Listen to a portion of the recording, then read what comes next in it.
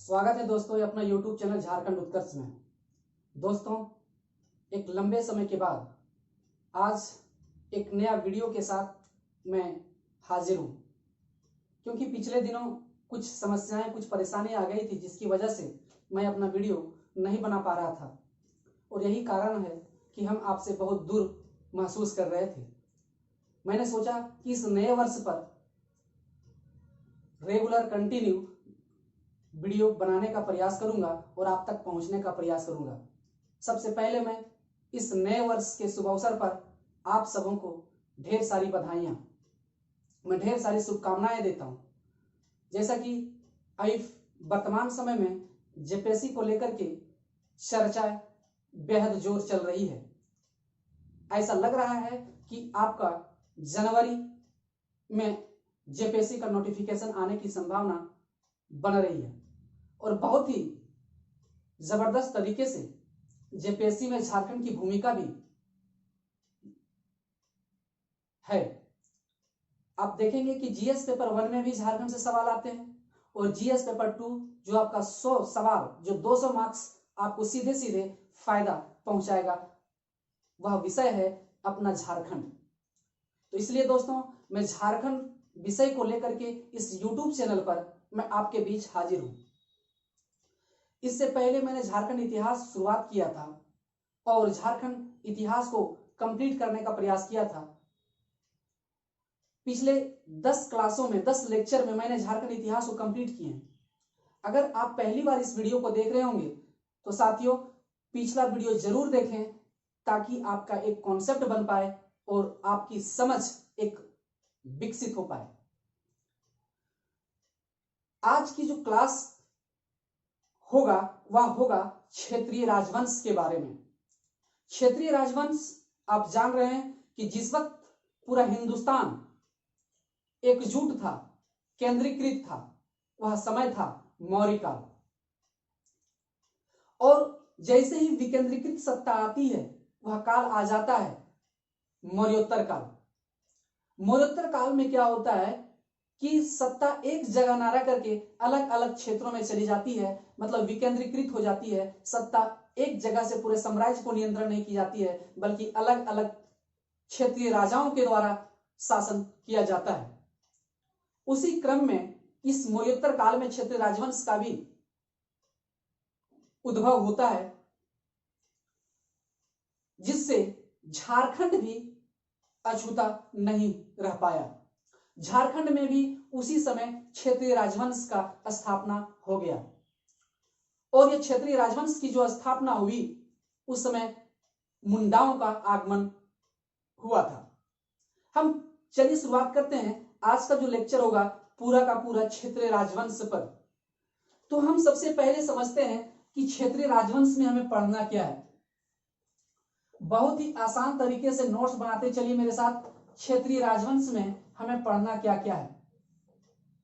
तो इस क्षेत्रीय राजवंश में अगर हम देखें तो हम क्षेत्रीय राजवंश को दो तरह से हम देख सकते हैं। एक तो पहली मुंडा राज को देखेंगे, सबसे पहले मुंडा राज। उसके बाद दूसरा जो हम लोग देखेंगे वह देखेंगे नागवंश। उसके बाद हम लोग देखेंगे मुंडाओं का अंत होता है, उसके बाद नागवंश की स्थापना होती है। उसके बारे में आगे जिक्र करेंगे, कैसे स्थापना होती है नागवंश का, उसकी चर्चा आगे चल करके हम करेंगे।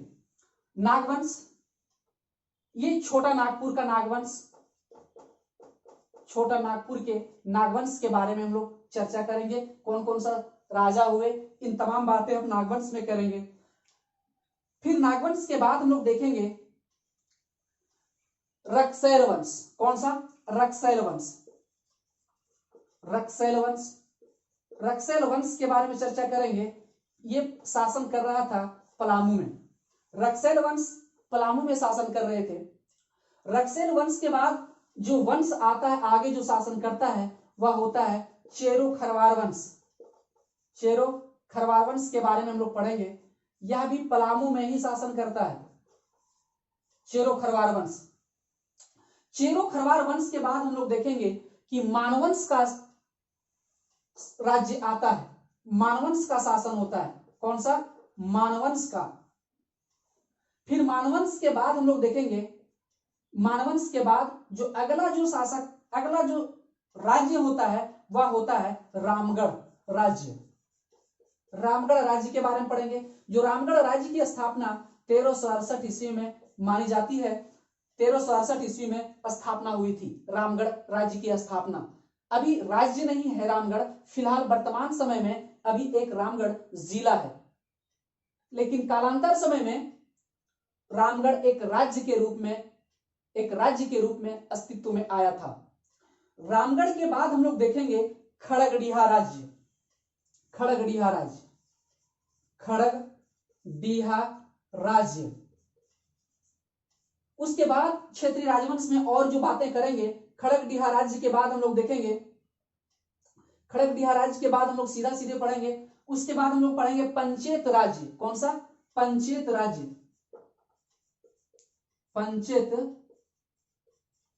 राज्य। उसके बाद हम लोग जो देखेंगे अगला सिंह वंश। क्या देखेंगे हम लोग? सिंह वंश। और आखिरी का हम लोग देखेंगे ढाल वंश के बारे में पढ़ेंगे, ढाल वंश के बारे में। तो ये क्षेत्रीय राजवंश के बारे में इतनी चर्चा हम लोग करेंगे। और यहां से आपका ये जो टॉपिक है आपका जेपीएससी के दृष्टिकोण से एकदम वीवीआई है, वेरी वेरी इंपॉर्टेंट पोर्शंस है। आप इस टॉपिक को स्किप नहीं कर सकते हैं, क्योंकि यहां से आपका सवाल सीधे सीधे आपके पेपर में पूछे जाएंगे। अब हम बात करते हैं, इन तमाम बातों की हम चर्चा करेंगे, लेकिन आज शुरुआत करते हैं हम मुंडा राज्य से कि मुंडाओं का आगमन कैसे होता है। तो मुंडाओं का जो आगमन होता है, मुंडाओं का जो आगमन होता है वह झारखंड में 600 बीसी में। आप जान पा रहे होंगे कि मुंडाओं का जो आगमन होता है वह होता है 600 बीसी में। अगर हम बात करें कि मुंडा राज्य का आगमन 600 बीसी में जब झारखंड में होता है, अर्थात छोटा नागपुर में, तो इस समय का जो कालखंड रहा होगा वह उत्तर वैदिक काल अर्थात वैदिक काल।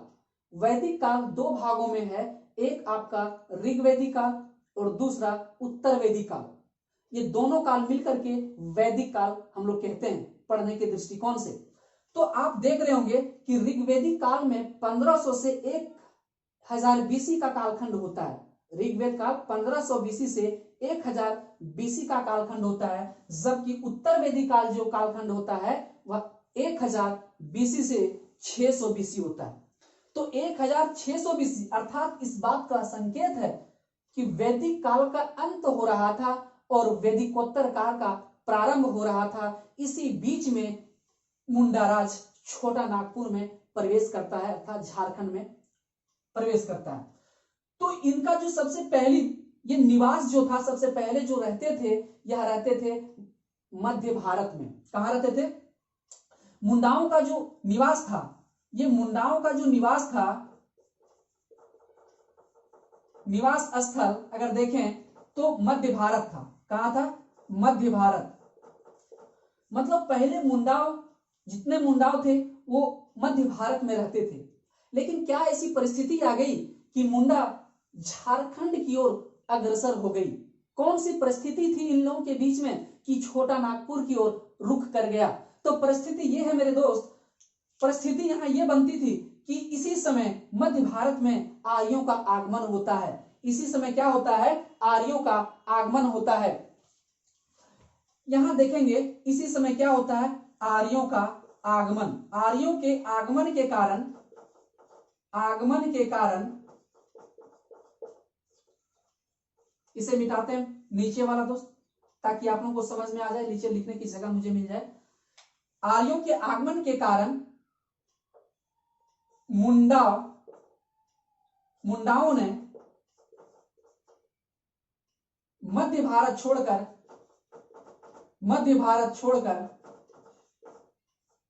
छोटा नागपुर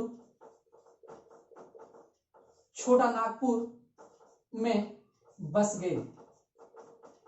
और छोटा नागपुर में जो बस गए, आप इसे समझिएगा कि छोटा नागपुर में जो बस गए, छोटा नागपुर अभी जो हम वर्तमान समय में कह रहे हैं वह छोटा नागपुर झारखंड के संदर्भ में चर्चा की जा रही है। ये छोटा नागपुर आप देख पा रहे होंगे, छोटा नागपुर ये मध्य भारत में, ये मध्य भारत में पहले रहते थे।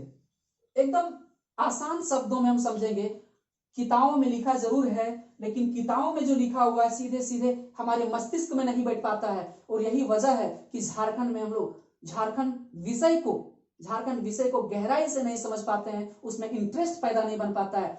और इसी इंटरेस्ट पैदा करने का एक छोटा सा हम प्रयास कर रहे हैं मेरे दोस्त, इसलिए आप लोगों का सहयोग जरूरी है।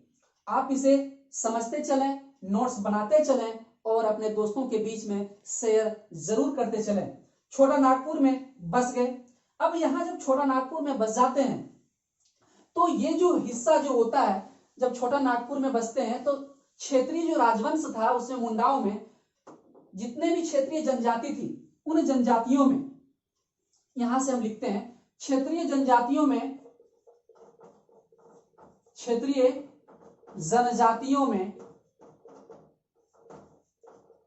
राजनीतिक रूप से ज्यादा प्रभावशाली, क्षेत्रीय जनजातियों में राजनीतिक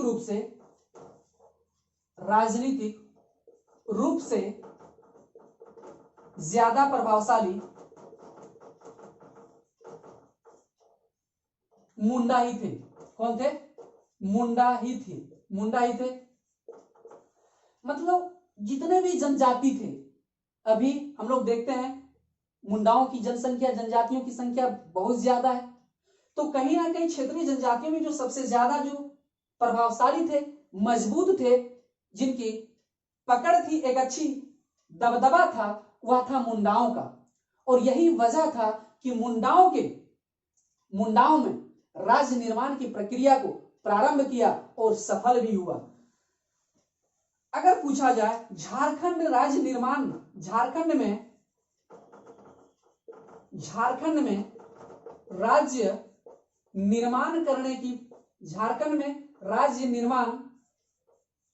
करने का श्रेय किसको जाता है? तो मेरे दोस्त मुंडाओं को जाता है। किसको जाता है? मुंडाओं को जाता है। ठीक है, तो झारखंड में राज्य निर्माण करने का श्रेय जिसे जाता है वह मुंडाओं को जाता है। जब ये मुंडाओं को जाता है तो मुंडाओं की क्या होता है कि जब मुंडा राज्य निर्माण कर लेते हैं तो उन्हें एक आवश्यकता होती है उस मुंडा राज्य को संचालित करने के लिए किसी नेतृत्व में। तो मुंडाओं ने स्वेच्छा से अपना नेता, मुंडाओं का नेता जिसे नियुक्त करता है, जिसे चुनता है, वह होता है रीता मुंडा या रीसा मुंडा। तो मुंडाओं का जो नेता है कौन थे? मुंडा जनजाति सर्वप्रथम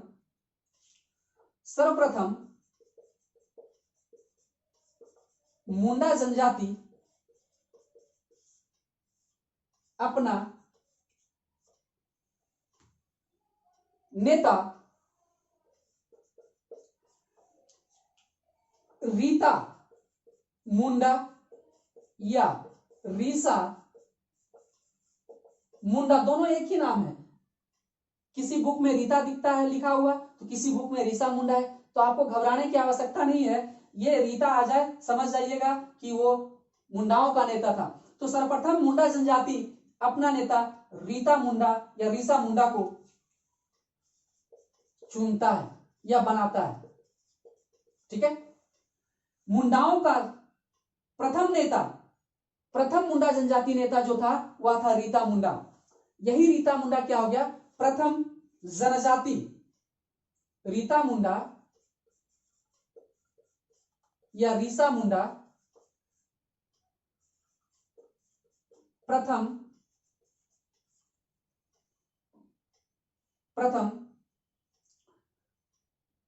मुंडा जनजाति नेता था।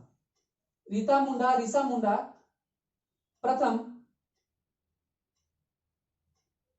मुंडा जनजाति नेता था। क्या था? मतलब मुंडाओं का जो पहला नेता रीसा मुंडा प्रथम मुंडा जनजाति नेता था। ऐसा याद रखेंगे कि रीसा मुंडा जो थे प्रथम मुंडा जनजाति नेता था। मतलब मुंडाओं का जो पहला नेता उभर कर आया सामने में वह कोई और नहीं था, वह रीसा मुंडा साहब थे या रीता मुंडा थे। तो यहां तक आपको समझ में आएगा। अब क्या था कि जब ये रीसा मुंडा बनते हैं तो जब ऋषा मुंडा जब नियुक्त कर जाते हैं, इसे चुना जाता है मुंडाओं का नेता, तो होता क्या है कि जैसे मुंडाओं का नेता चुना जाता है तो इसे हम आगे लिखते हैं, इसके क्रम को हम आगे करते हैं, आप लिख लीजिएगा, यहां से हम कर लिख देते हैं। जब प्रथम मुंडा जनजाति नेता चुना गया तो रीता मुंडा साहब ने क्या किया कि सबसे पहली रीता मुंडा ने सुतिया पाहन को मुंडाओं का शासक चुना। सुतिया पाहन को मुंडाओं का शासक चुना रीता मुंडा ने। तो क्या किया रीता मुंडा ने, मुंडाओं का शासक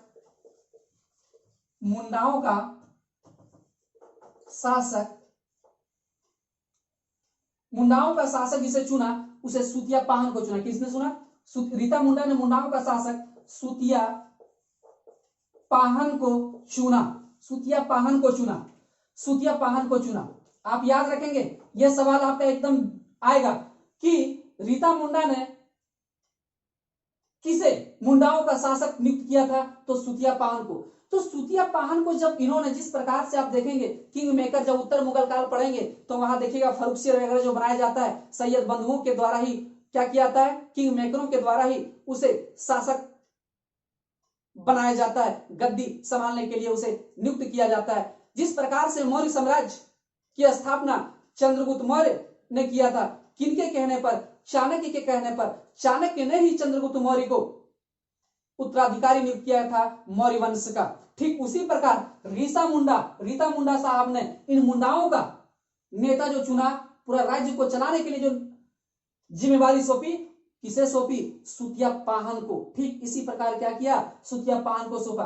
अब सुतिया पाहन अपने कुशल नेतृत्व से, सुतिया पाहन अपनी योग्यता का परिचय देते हुए इन्होंने एक राज्य का निर्माण करता है। उस राज्य का नाम होता है सुतिया नागखंड। आप याद रखेंगे, सुतिया पाहन ने, नोट्स बनाते चलेंगे, सुतिया पाहन ने अपनी योग्यता के बल पर,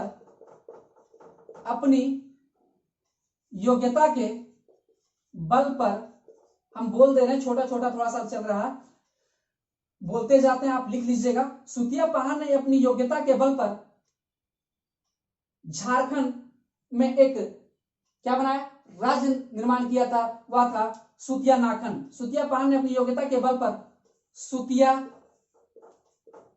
नागखंड राज्य की स्थापना की। बहुत ही इंपॉर्टेंस है, यहां से आपका एकदम सवाल आएगा मेरे लाल। यहां इसलिए आपको जानना भी जरूरी है क्योंकि सुतिया पाहन ने अपने नाम पर ही राज्य का जो नींव रखा, उस राज्य का नाम था सुतिया नागखंड राज्य। अब सोचिए कि जब कोई भी राज्य एक बहुत बड़ा विशाल हो जाता है, बहुत ज्यादा क्षेत्र में फैल जाता है, तो कहीं ना कहीं प्रशासनिक दृष्टिकोण से मुश्किल होती है एक जगह से पूरा सत्ता को संचालन करना। ठीक वही ऐसा लगता है कि सुतिया पाहन जी के साथ वही काम हुआ। पूरा संचालन करने में इन्हें संचालन करने में कठिनाई पैदा हो रही थी और यही वजह था कि पूरे सुतिया नागखंड राज्य को 7 गढ़ों में बांट दिया। कितने गढ़ों में? 7 गढ़ों में और 21 परगनों में। तो अब हम लोग यहाँ क्या करते हैं कि 7 गढ़ों में सुतिया नागखंड को, नेक्स्ट हम पॉइंट जो बना रहे हैं लिखिएगा, सुतिया नागखंड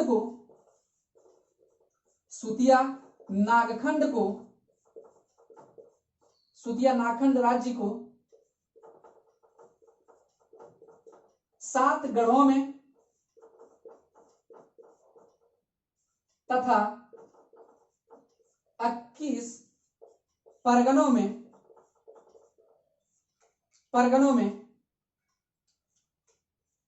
बांट दिया। आप समझ सकते हैं क्यों बांटा होगा, आप समझ सकते हैं।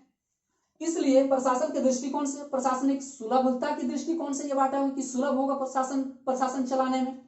तो इसलिए 7 गढ़ों में इन्होंने बांट दिया और 21 परगनों में बांट दिया।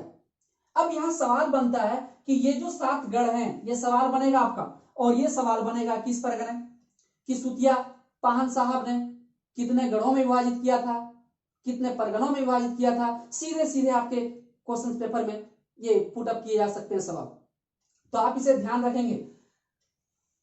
अब यहां हम लोग बात करेंगे कि ये 7 गढ़ याद रखने में, याद कैसे रखा जाए 7 गढ़ों को, 21 परगनों को कैसे आसानी से याद किया जाए। तो आप लोगों के लिए एक बहुत ही जबरदस्त तरीके से एक ट्रिक के माध्यम से आपको ये समस्या से निजात दिला सकती है। उस ट्रिक को हम लोग देखते हैं। पहले सबसे पहले 7 गढ़ के बारे में जानते हैं। इसे अब हम मिटाते हैं। अब हम लोग याद करेंगे कि 7 गढ़ कौन कौन सा था सुतिया पान साहब का। अब सुतिया नाखंड की स्थापना करते हैं, राज्य की स्थापना करते हैं, 7 गढ़ों में विभाजित करते हैं और 21 परगनों में विभाजित करते हैं। तो सबसे पहले हम लोग देखते हैं 7 गढ़ कौन कौन सा है। 7 गढ़, इस 7 गढ़ को हम लोग याद करेंगे। तो यह 7 गढ़ का एक हम ट्रिक लिखते हैं आप लोगों को, एक बेहतरीन, इसे याद करने में सुविधा भी होगी। ठीक है, माप के सीलो हजारीबाग सुरगुमगढ़, ये माप के सीलो हजारीबाग, माप के सीलो हजारीबाग सुरगुमगढ़, सुरगुमगढ़। ठीक है, माप के सीलो हजारीबाग सुरगुमगढ़। तो ये जो सुरगुमगढ़ है सुरगुजा है, क्या है, सुरगुजा। अब हम देख पा रहे होंगे कि ये क्या है, हजारीबाग तो आप जान रहे हैं, हजारीबाग जान रहे हैं, सुरगुमगढ़ भी, सुरगुजा को भी जान रहे हैं, लेकिन ये माप के सीलो ये कौन सी चिड़िया का नाम है भाई, ये कौन सा तोप है, इसे हम जानते हैं कि हम इसे क्या इंगित किए हैं, आप इसे समझेंगे। ठीक है, तो अब हम यहां देखते हैं, मां से हम लोग देखते हैं मानगढ़, क्या है, क्या है मेरे दोस्त, मानगढ़।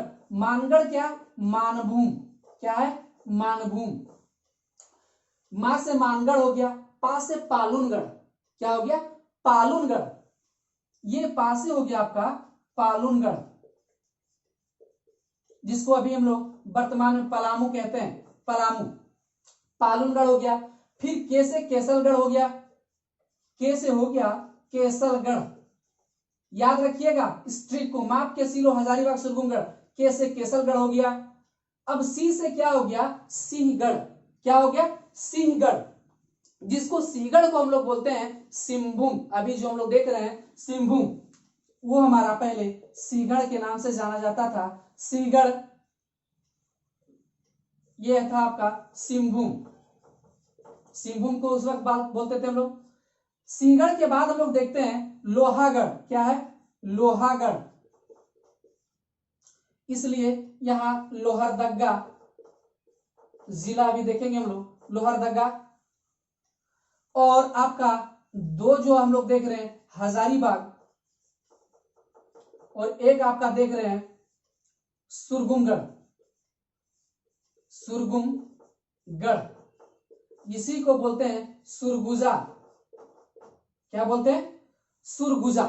तो ये जो सुरगुजा, आप इसे याद रखेंगे कि 7 गढ़ में 2 4 6 7 हो गया आपका। मानगढ़ मानभूम होता है, ठीक है, पा से पालुनगढ़ होता है, जिसको हम लोग पलामू बोलते हैं, ठीक है, के से केसलगढ़ हो गया, माप के सीलो, सी से सिंहगढ़ हो गया जो सिंहभूम कहते हैं हम लोग, लो से लोहरदगा अर्थात लोहागढ़, ठीक है, हजारीबाग, और आपका एक हो गया आपका सुरगुमगढ़। इस प्रकार से आप आसानी से 7 गढ़ का नाम आप याद रख सकते हैं। यहां से जेपीएससी सवाल बना सकती है। अगर सवाल थोड़ा सा ट्विस्ट करेगी जेपीएससी तो यहां से सवाल वो बना सकती है, बहुत ही बेहतरीन सवाल बन सकता है, बहुत ही अच्छा सवाल बन सकता है।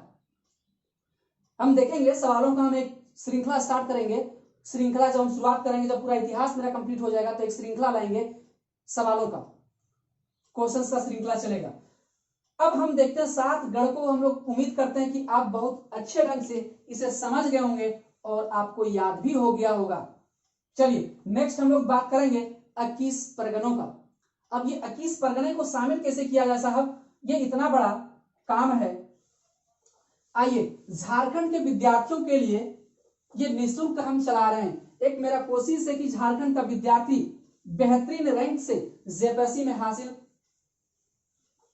बेहतरीन रैंक से जेपीएससी का पद पर सुशोभित हो। इसलिए मेरा एक प्रयास है झारखंड विषय को लेकर के, क्योंकि बहुत बड़ा योगदान है झारखंड का। उसके बाद हम लोग देखते हैं 21 परगनों। 21 परगनों कौन कौन सा है, इसे हम लोग देखेंगे कि 21 परगने कौन कौन सा है। इसका भी एक बहुत ही फनी ट्रिक है, शायद लड़का लोग भी बहुत ज्यादा खुश भी होंगे इस ट्रिक को लेकर के, तो ऐसा लग रहा है, मुझे उम्मीद है कि इस ट्रिक को बड़ा, तो देखिए चलते हैं। इसका जो ट्रिक है, बोलो बेबी, बोलो बेबी, ठीक है, बोलो बेबी सुख में जंग पर चलेगी, बोलो बेबी सुख में जंग पर चलेगी, बोलो बेबी सुख में जंग पर चलेगी। ये देखिए, ये हम क्या लिख दिए, ये अजीब लिख दिए, लेकिन बड़ा ही शानदार ट्रिक है जो आपको याद करने में मदद करेगा। बोलो बेबी सुख में जंग पर चलेगी, ओ शोकत उड़ो खरसिंग, ओ शोकत उड़ो खरसिंग, खरसिंग, ओ शोकत उड़ो खरसिंग। अब हम यहाँ क्या है, आप देखिएगा कि यहाँ बेबी का स्क्वायर लिखने का मेरा ये मतलब है, मैथ्स में स्क्वायर पढ़ते होंगे, यहाँ बे का 2 नाम है, बे से 2 नाम है, बी से भी 2 नाम है, इसलिए हम सहेलियत के हिसाब से स्क्वायर कर दिए बेबी स्क्वायर। तो बोलो बेबी सुख में जंग पर चलेगी, एक आपका यहां से बनेगा, यहां से बनेगा, 2 बनेगा, अर्थात यहां से 4 बनेगा, यहां से बनेगा, यहां से बनेगा, और एक आपका ये में साइलेंट रहेगा, जा से बनेगा, यहां से मिलेगा, एक यहां से, यहां से, यहां से। अब हम लोग देखते हैं, पहले इसको देख लेते हैं कि 21 परगनों में ये जो बो से है क्या है, बोनाई, बो से क्या है बोनाई, लो से क्या है लोहारड़ी, क्या है लोहारड़ी, बो से बोनाई, लो से लोहारड़ी, लोहारडी, ठीक है। बोलो, बो से हो गया बोनाई, लो से हो गया लोहारडी, उसके बाद जो हो गया बेल खादर, बे से क्या हो गया बेल खादर, बेल खादर, फिर बेल सिंह, ठीक है। बे से हम 2 नाम लिखे, कौन कौन सा, बेल खादर लिखे, बेल सिंह लिखे, एक है बिरुआ और बिरना, क्या नाम है बिरुआ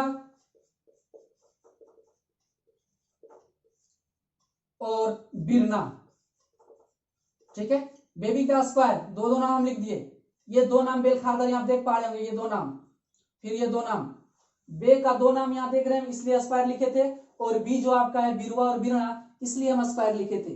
तो यहां समझ में आ रहा है कि बोलो, बो से बोनाई, लोहारडी, बेलखादर, बेलसिंह, बिरुआ, बिरना, बहुत ही आसान में। सु से आप देखेंगे सुरगुजा, सु से क्या है सुरगुजा, सुरगुजा, खा से खुखरा, जा से आप देखेंगे, जा से जो आपका हो गया जसपुर, क्या हो गया जसपुर, में साइलेंट रहेगा जसपुर, फिर गा से आपका हो गया गंगपुर, पर से हो गया पोरहाट,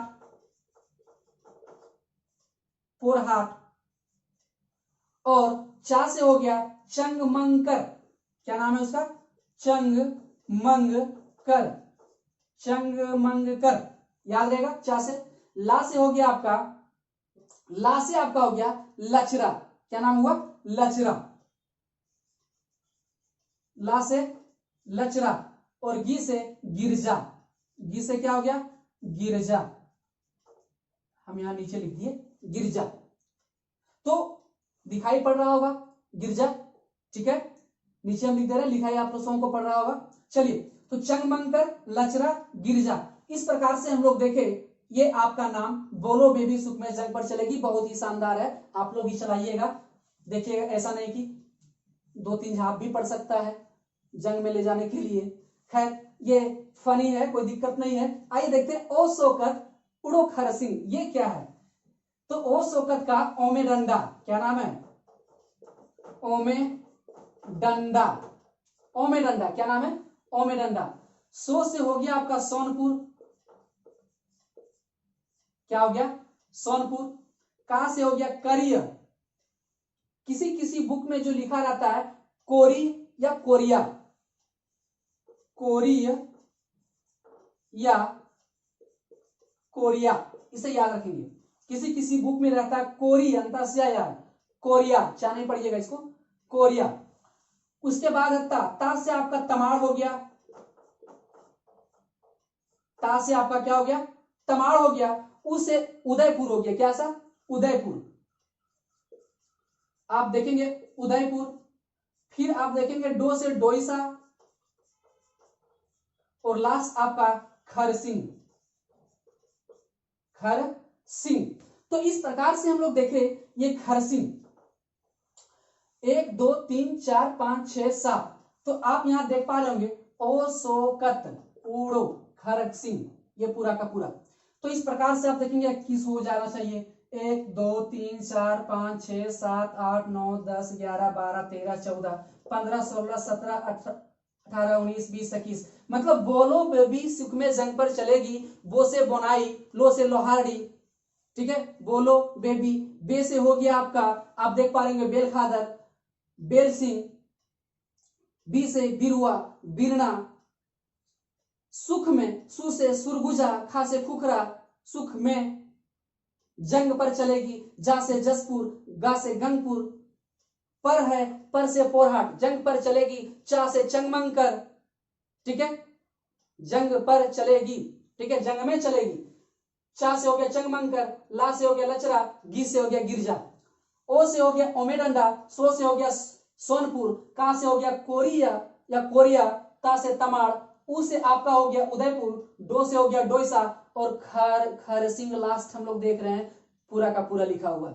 इस प्रकार से मुंडाओं का जो हम देख रहे हैं कि मुंडाओं का जो चला क्रम, ये इस प्रकार से मुंडाओं का अंत हुआ। और ऐसा माना जाता है कि मुंडाओं का अंतिम राजा मदरा मुंडा था।